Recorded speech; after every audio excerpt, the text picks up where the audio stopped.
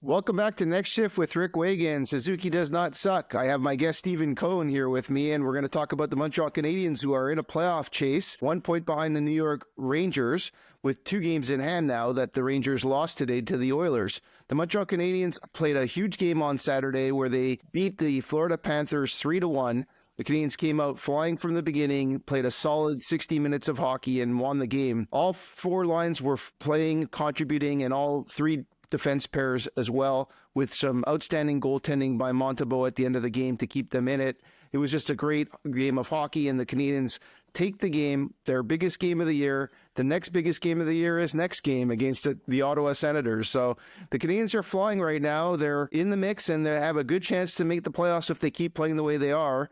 Would love your take, Stephen, on how the team's doing and some thoughts you have about the Canadiens. Yeah, so listen, I'm super pleased. It's exciting. The Canadiens right now have 16 games remaining. Every game, the remaining rest of the season, whether they make the playoffs or not, they're playing meaningful hockey in the month of March and April. This is an invaluable experience for the goaltenders who have never been there before. Young defensemen, the forwards, even though Suzuki and Caulfield have been through a cup run all the way to the finals. This is just great experience for the team. The rebuild looks like it's working. It's right on track. Martin St. Louis, as much as I critiqued him in November and December, he's looking like a really good coach.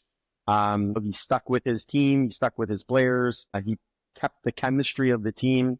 And really, everybody's buying in. We've had injuries, and we've overcome those injuries. Caden Goulet and Kirby Dach, very important players on the team, have gotten injured, and next man up mentality on this team. We brought up Owen Beck, and we brought up Joshua Raw, and they've been contributing on the second and third line.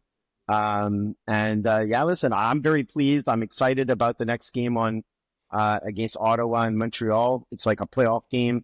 That game is going to be really important. I don't know what your thoughts are. No, I mean, every game moving forward is really important, but the Ottawa Senators, if you want to reel that team in, there right now it feels like there's 4 to 6 teams fighting for one spot. It could be anywhere from the Devils, the Rangers, the Columbus, Detroit, Islanders won today. There's a bunch of teams. Boston's not too far behind. So there's a bunch of teams that can get one spot. But if the Montreal Canadiens can win a game against Ottawa, they can potentially catch that second or first wild card spot as well. And that would be, bringing a whole other mix into the game. So it's a huge game for the Montreal Canadiens. Tomorrow night, the Sabres are playing the Bruins, and the Flyers are playing the Lightning, and the Devils are playing the Blue Jackets. So there's a bunch of teams that are always playing each other, and it's going to be hard to catch everybody. At the same time, I think every game is going to be huge. And really I'll kind of echo what you're saying, which is it obviously matters if they make the playoffs. It would be an amazing experience, and everyone in Montreal and everyone that follows this team would love to see that happen. That being said, the experience they're gaining for this in this run is going to be invaluable moving forward. And this team is very young, and the players that matter, and again, I've been talking about that from the beginning, the players that matter are hugely contributing, and that was what we needed for this season. And if you look at that first line of Slafkovsky, Caulfield, and Suzuki, since the Four Nations Cup, they are the best first line in the NHL. Over the entire year, 5-on-5, they are third overall in the NHL in terms of goals scored. So this line is clicking. It's huge for the Canadiens. They had a slow start. If you minus the first 17 games where the Canadiens were 5-10-2, they are 27-17 and I believe 7 or something like that since then. And so the Montreal Canadiens are flying, and it's kudos to the coaching, it's kudos to the leadership on the team. It's kudos to Hughes and Gordon, who kept the team together. And I guess, I'm really looking forward to the last 16 games moving, of this season and maybe the playoffs. So I'm gonna go back, rewind to December, and I'm gonna give kudos to Hughes this time on 3 important moves that were made. 4 important moves. One was out of their control. So the first move was replacing Primo with Dobes. And I know Dobes has been a little bit inconsistent. He still has an amazing save percentage, and he still won some very big games at the beginning of his coming into the NHL. But having Monty have quality goalie. And I know that Primo's playing well in the AHL. Great. It's not the NHL. Dobie has came in, and I believe that was one move that has sparked the Canadiens. The second move since the Four Nations Cup has been the play of Slafkovsky. I believe one of the reasons why Suzuki and Caulfield have exploded, as well as Slafkovsky, is because of his play.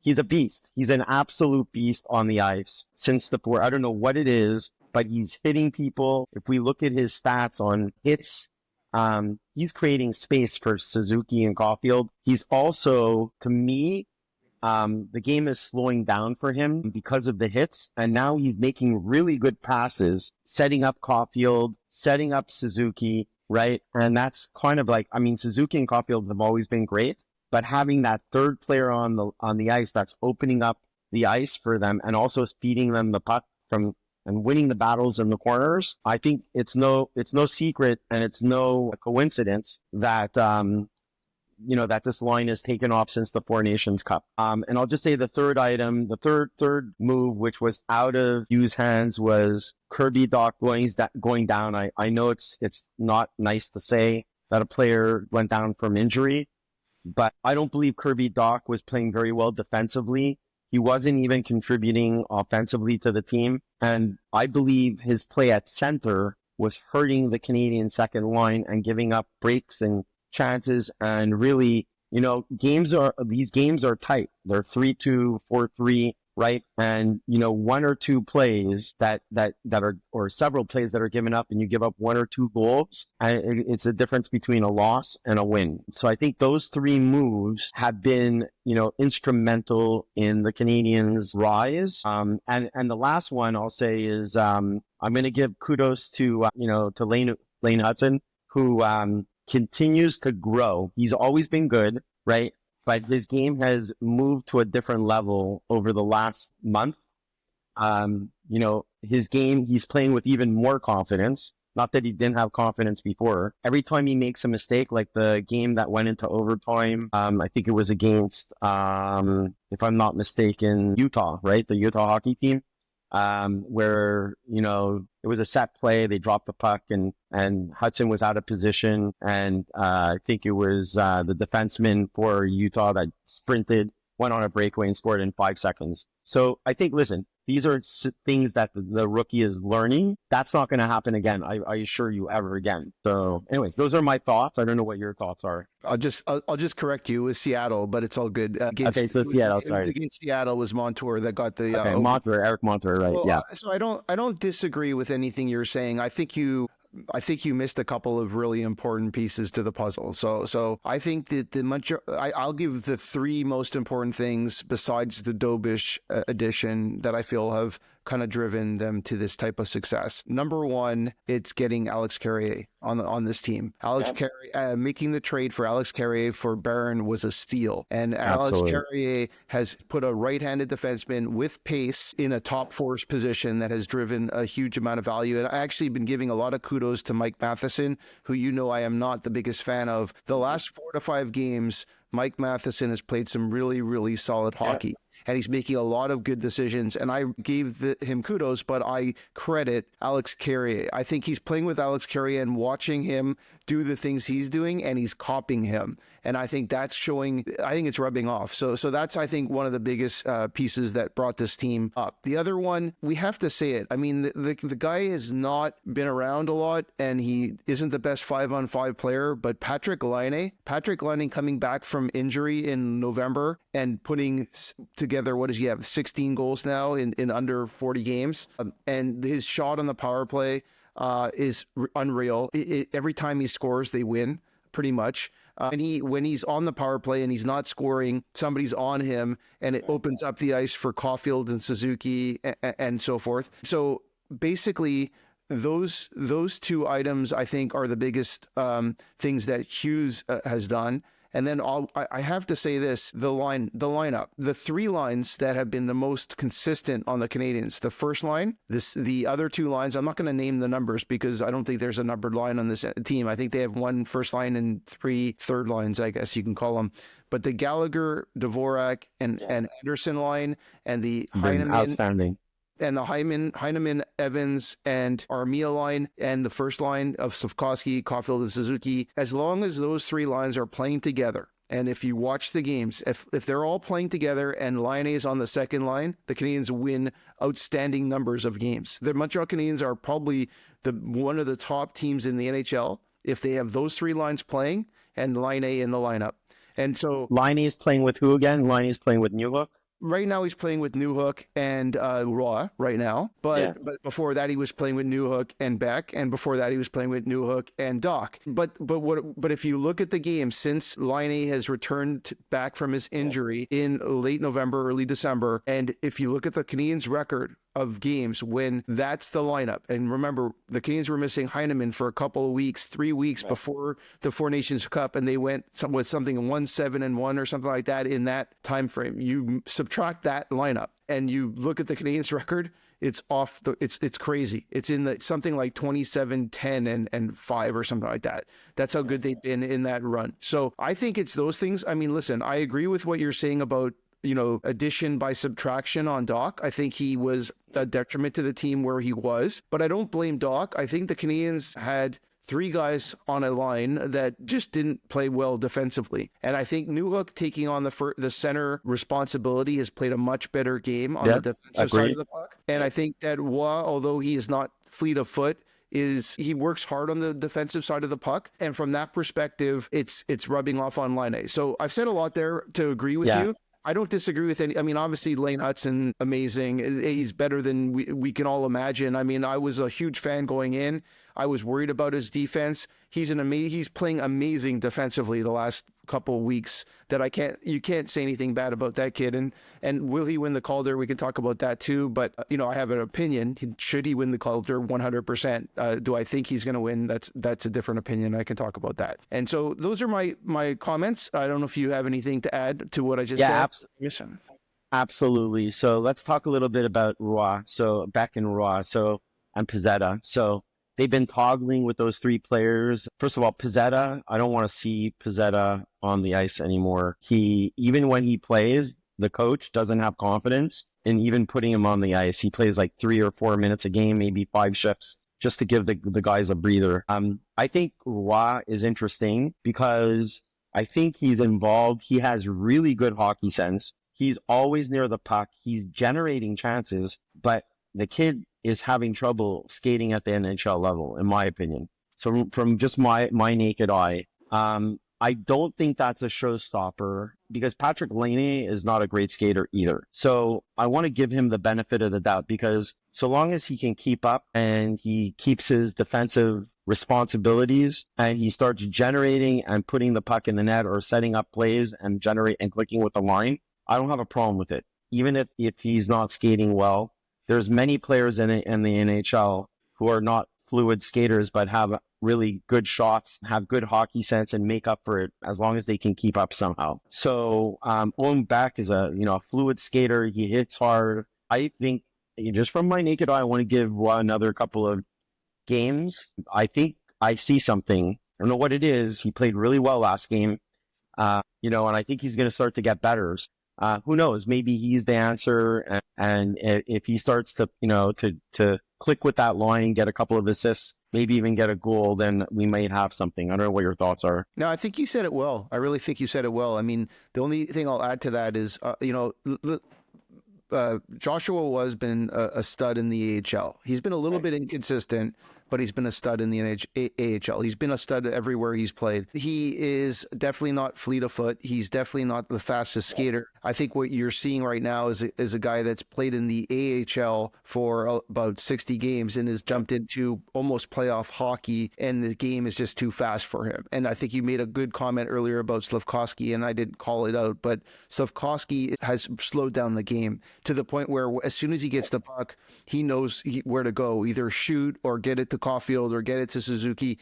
And I think that's what Joshua needs. He needs to slow down the game, but it's just too fast for him right now. And I think it's going to be fast for him this year, to be honest. So the question really is, are the Canadiens going to be able to, keep this line going? Listen, Newhook is playing good hockey. If Laine plays the way he played last game, Waugh is a talented enough player to kind of fit in that line. So I think you said it well. I think I'm not giving up on Waugh. That being said, they have a ton of top 6 or middle 6 forwards that are coming as prospects and have the speed. So the question is he going to be expendable in a trade? Is he going to be a guy that's going to stick on the team? Those are questions we can have, but I think he'll have a good NHL career is what I'll say. And I don't know if it's Montreal Canadiens or not, but right now it's too fast for him. Not the fact that he's slow. The game is going too fast for him. You're right. He did show some good offensive. He had a couple of good shots and passes.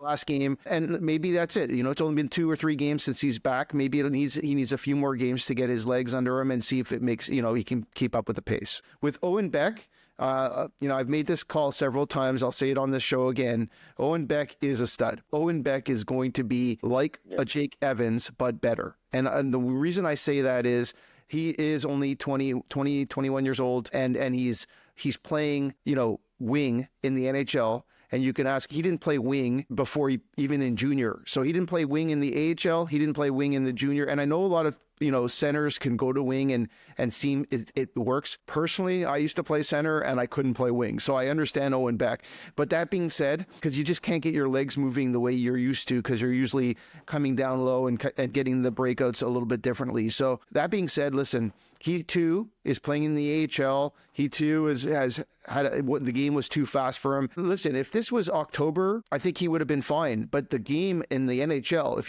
you step in from the difference between the games in October and the games right now, it's like night and day in terms of speed, in terms of defensive tightness, in terms of every mistake counts. And it reminds me of the playoffs at this point. And it's because there's so many teams in the mix. They're all playing that type of hockey right now, which makes it even more difficult for kids like Owen Beck and Joshua Waugh to step up. It also shows you how good Slafkovsky's been. And I don't want to, I can either pause here or I can comment on Slafkovsky a little bit because you made a comment.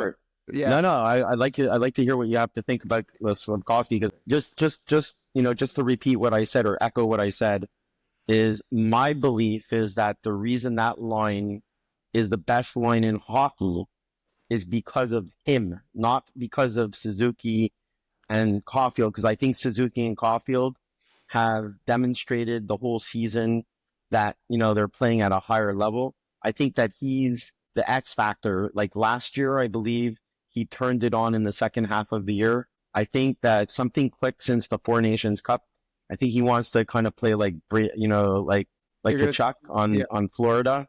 He's hitting, and then, since he's hitting people, now he's seeing the ice a little bit more. It's like something clicked. And it's not one game, Rick. It's multiple games. Every game, the kid is opening the ice up for the other players. And there's a reason why we only have one loss or one real loss in the last, 10 games or, since the Four Nations Cup. It's his play. So I don't know what your thoughts are. No, you kind of called what I was going to say. I mean, end of the day, the Montreal Canadiens have tried to turn him into a power forward and a guy that will go in and forecheck and change the game. And you have to move your feet. And I think what he noticed was at the Four Nations Cup, not at the Four Nations Cup, you watch Matthew and Brady Tkachuk play the type of hockey they did and stir the type of reaction in the fan base of the U.S. And he said, I want to be like them. I want to be that. I want to be that guy. And it clicked in him that he was like, I could do that, and I'm going to try to do that. His first game after the Four Nations Cup, he fights. He never fights. He fights. He does a decent job. He forechecks like crazy. He has 8 hits and a couple of points, and it works. And he's like, holy cow, I could do this. And I think ever since then, he realizes that now he knows what he has to do. He's been doing it on and off for the last 2 years, but inconsistently. Right. And I think he realizes if I just go and move my feet and hit people, even if I don't, get the puck every time, over a 60-minute game, over a course of how many ever shifts we get, I'm going to make a difference in this game. And I think he's proven that, and that has helped him, like you said, slow down the game. He's always been a very solid passer. His shot is obviously, it's definitely picked up in the last few games. And so from that perspective, he's on a heater, and I hope he just takes it. The only risk we have is he kind of did this last year, and he kind of fell off in the beginning of the year again. So he had a good second half last year. and he's having a good second half this year. I mean, he's 20 years old. Give him. I mean, He's only 20 years old. So hopefully he's learning and he's going to take it every game. He's going to be the kind of player that's a beast in the playoffs, a guy that's going to matter. And yeah, I mean, I agree with you. I think the Canadiens, I agree with you in part. You know me, Suzuki does not suck. Suzuki has also stepped up his game. So it's a combination of Slafkovsky playing the way he is and Suzuki just playing ridiculously well. Like Suzuki was not playing this well in October and November. Well, he wasn't. I disagree. I think the ice wasn't as open. Like he's what's happening with Slafkovsky is that he's now able to really generate more chances because he's got more ice. Yurov is basically hitting people, winning puck battles, and then Suzuki's getting the puck with a little bit more ice or a little more space, and I think that he's just saying that's why he's playing better. That's just my take. And yes, obviously he's producing better. He's got like the most points for a centerman, I think since the Four Nations Cup, or he's in the top 5 or something like that. I think he has the most points since the Four Nations Cup. Yeah. But that being said, I mean, it's a combination of both. I'll tell you, like, Suzuki was not skating. I love Suzuki. Suzuki came out of the gates this year a little bit. It felt like he was tried to put on some bulk and he wasn't moving the same pace he was. I think he's gone another gear. And I don't know if you heard the article or the media discussion around Kent Hughes and why he didn't trade anybody at the trade deadline, but it was because I heard, yeah. Yeah, so you heard like it's because he said that what's his name, Nick Suzuki came to him and asked him not to trade anyone. He goes, I have these assets, I won't trade them if you guys are in the mix, but you guys, it's on your back, it's on your shoulders. Win some games for me. Exactly. And score some goals and win some games for me. And he went 6-1, and they couldn't do anything about or 6-0-1 or something like that. So they couldn't do anything about trading anybody. So at that point, it was a good move. And I think we talked last time we talked. The Canadiens didn't trade anyone. They kept Armia. They signed Evans, which is amazing. They kept Savard and Dvorak through the mix here, and I'm excited about this team. I'm really looking forward to the remainder of the games and to see how it kind of plays out. Another key thing I'm noticing in the games in the defensive effort is, and the Canadiens did this when they made the cup run, is this team is starting to block shots. And between Savard, Evans, I think Suzuki had a couple, Josh Anderson for sure, Dvorak, they're getting in front of the opposition and really not letting them shoot. And Carriere, even Matheson, is even blocking some shots. And when that happens, right, it's helping tremendously the team. And listen, if you're a player, for you to block that many shots, you've got to really care. Like let's be serious about this, right? We played hockey before, right? When you're stepping in front of like Eric Montour's slap shot or Seth Jones' slap shot, right? It's gonna hurt if you have to take a puck to block a shot. And for me, that's a sign that the team cares, because over the last 10 games, I've seen a lot of block shots. It's helping the goaltenders. It's helping them play better defensively. So kudos to the defense and to many of the forwards who are doing that. And if they keep it up, I think, this team can make the playoffs or get close to the playoffs. I think, if I'm not mistaken, based on my calculations, I don't care what the other teams do, there's 16 games left. If they win 11 of the final 16 games, I think they're going to be safely in the playoffs. If anything less than 11 games, then it's going to be luck. Like 10 games or 9 games, it's going to be like a roll of the dice. So I think the magic number is 11 or more, and our Habs will be in the postseason. Yeah. I think there's zero chance of them making the playoffs if they have 9 wins. I think it's guaranteed. I think it's guaranteed if they have 11 wins. And I've done some math, right? If you look at the New York Rangers, for example, the New York Rangers are at 72 points, is it? And they have 15 games left. They would have to go 11. They would have to go 11-4 to get to 94 points. I don't think they're going to go 11-4. I don't think they're playing well enough. Columbus is not playing well enough. Detroit and maybe the Islanders are starting to pick it up. But if the Montreal Canadiens go 10 and whatever, 6 in the remaining of the games, then it's a toss up. I think that's the one that's kind of Right. So we agree that it's 11 games, right? That you're in. 11 again. I mean, we've been talking about this for a while. 92, 93 points. If the Canadiens could get to 92 or 93 points, so it could be 10, 5-1. But I mean, if they get to 93 points, they're going to make the playoffs right now, the way it's looking. If they get to 92, it's going to be close. If they get to 91, it's a 50-50.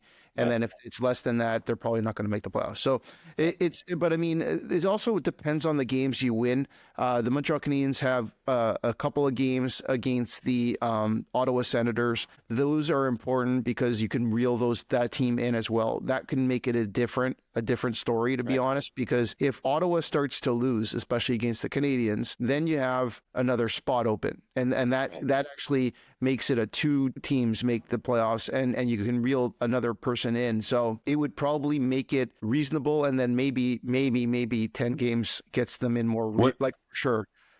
What do you think about the block shots? My comment about the block shots. Listen, you're saying things like that's playoff hockey, and the Canadiens, if you listen to the media after every game, guys like Gallagher, guys like Suzuki, they played in these important playoff games, like, right? And they're playing hockey like they need to. And I think at the end of the day, block shots, team first, and really, taking that mentality of doing everything you can to win the hockey game is something that, I mean, if you're asking me if they care, they absolutely care. That's why they are happy about the team, Hughes not trading anyone. They know that Hughes did them a favor to not break up this team. I mean, obviously, they might make the playoffs and they might succeed in the playoffs. They're a good team right now, and it's exciting, right? Like, so I'm not even like so sure that, just making the playoffs is out of the realm. I mean, so it's funny. I remember I know that you and I have had lots of discussions over the last several years, especially, the last 2 years have been rebuilding. Mm-hmm. And I mentioned to you last year, I'm always very optimistic, and I thought last year at one point they were going to make a little run and be in the mix. They weren't, clearly, and you told me be patient, and I've been very patient. And it's funny now, for the first time, and I believe this, I believe that hockey is there's such a fine line between the 8th seed and the 1st seed. Even though they're all, obviously the 1st seed are really good hockey players, right, and a great hockey team. I heard it from you now that you believe that once you get into the dance, that they might get some success, even though it's not likely. Whether you're seed 16 or seed 8 in the conference or seed 1, so you do believe that. I mean, I believe it. I believe that if they get in, there's no reason not to believe that they cannot win a series and then go on a little run. What are your thoughts if they get in? Listen, like I said, I think a series is reasonable. I think it would be we had that run in 20, right? With 2021, that basically was unbelievable. Can it be done? I mean, anything's possible, I guess, right? You only have to win 4 to 7. You don't have to win 4 in a row, so it's like you only have to win 4 to 7. They just beat Florida. They can probably beat Toronto. They can probably beat Tampa. They can probably beat, there's not a team in the NHL that they can't beat on a given night.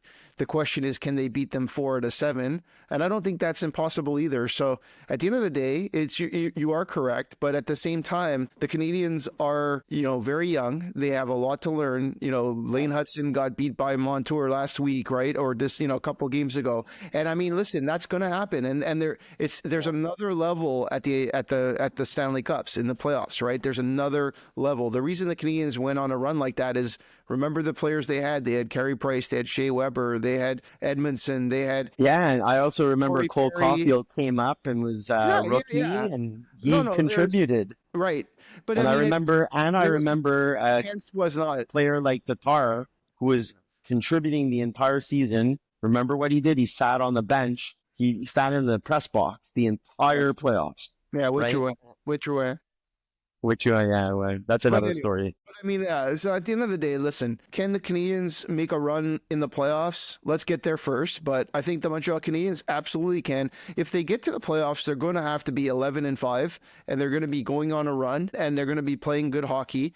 I think they have some gaps, right? I think that guys like Jack-Eye, I hate to say it, guys like Struble, we'll see if Gooley's back, maybe even Lane Hudson. So, There's guys on this team that have limited right. amount of experience. So when that's the part that scares me is not the fact that the Canadians can't, the third line or whatever you want to call them, the Evans, the Dvorak, Gallagher, Galley line, great playoff line. Dvorak, Evans, Armia, and Heineman, great playoff. The first line, great playoff line. I'm not worried about that, but the problem is the Canadians have gaps this year, right? Like in a year from now, there's going to be a Demidov with line A and maybe another second line center. We don't even know who it is yet. And in a year from now, they might have another Carrier type, right, defenseman that they pick up in a trade, or maybe Reinbacher starts or Mayu play developing some good hockey, right? So like, and in a couple of years, you're going to have maybe a Fowler and a Hage. And so like, that's what's exciting about this team is they're building the core, and the core is doing well. Lane Hudson is awesome. Dobish is playing good hockey. He's probably going to be on this team for many years. Whether he'll be the first goalie, we'll talk about that one day. But I think there's another guy in the wings. I don't think it's Montembeault. And then there's guys like what's his name, Gooley. There's guys like Savkovsky and Caulfield and Suzuki. Listen, and that's the team that's going to be. And Heineman's playing great hockey. I love the way he plays hockey. So let's talk about two last things before we do our prediction. So Sam Montembeault, right? And I was critiquing him. I was on his case the last couple of months. He's really, since the Four Nations Cup, and maybe it's the experience of hoisting not the Stanley Cup but the Four Nations Cup. He didn't play a minute, but he was part of that team. He's playing with a lot of confidence. He's playing the best hockey that I've seen him play. I know at the beginning of the season, I joked around that, he's going to be one of the best goalies in the league. And then he had some terrible games. But since Dobes is behind him and pushing him a little bit, and he had that experience in the Four Nations Cup, he's been rock solid. He is one of the key reasons why the Canadiens have been phenomenal in the last 10 games. And I give him a lot of credit. And then I'm going to say one more thing, and you can comment on this as well. We talked a lot about the defenseman. You mentioned it a little bit, but I want to give him a little bit more credit, is Struble. His play, remember, Goulet went down.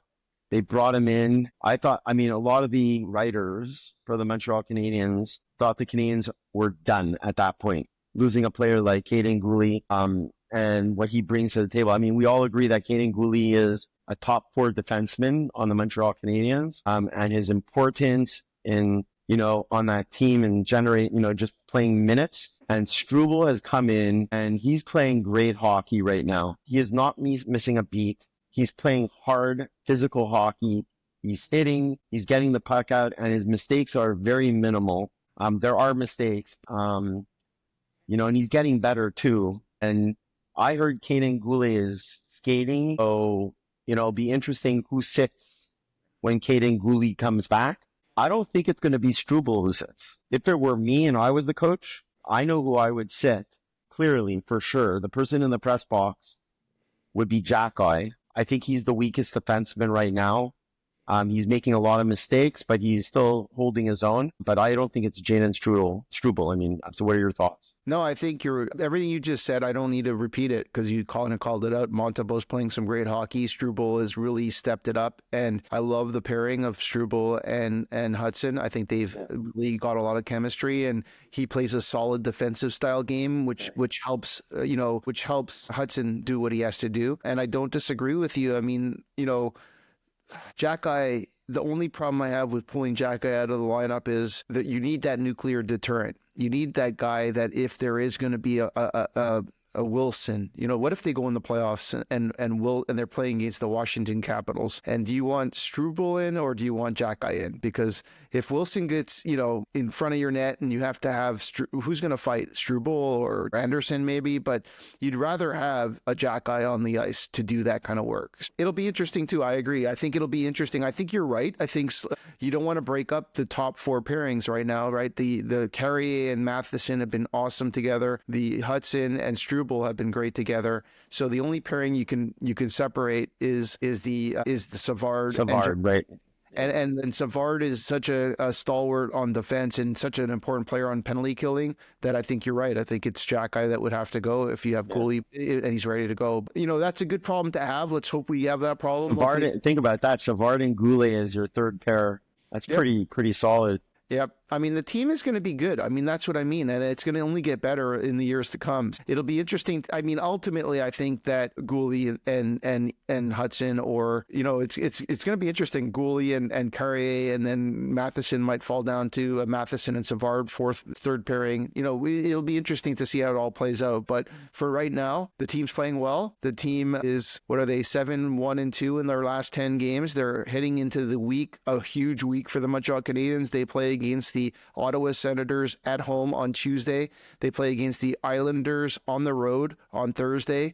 And then they're back home against the Colorado Avalanche for some reason in the middle of March. They're going to play Colorado Avalanche at home on Saturday night. So those are 3 huge games for the Montreal Canadiens. The next one's the biggest. I have the Montreal Canadiens winning this game 4-2. That is my heart saying it more than my brain. And I'll tell you why. Because the Ottawa Senators are on a heater right now. They just beat Toronto. They've been probably the best team since the trade deadline. They picked up Dylan Cousins from the Ottawa Senators. And although he's only contributed a couple of goals, there's just another feeling going on in that Ottawa locker room.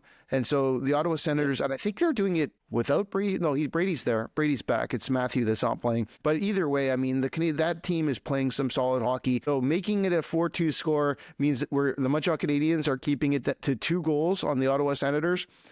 Like I said, the Ottawa Senators are on a heater. The Montreal Canadiens are on a heater. The Montreal Canadiens are going to have to take it up even another notch on Tuesday night to take it and win the game 4-2. Yeah. So that's my prediction. It's a heart over mind, but that's my prediction. So I think first of all, the Bell Center, I don't think the excitement in that place is going to be tremendous, right? Because the Canadiens are playing essentially a playoff hockey game.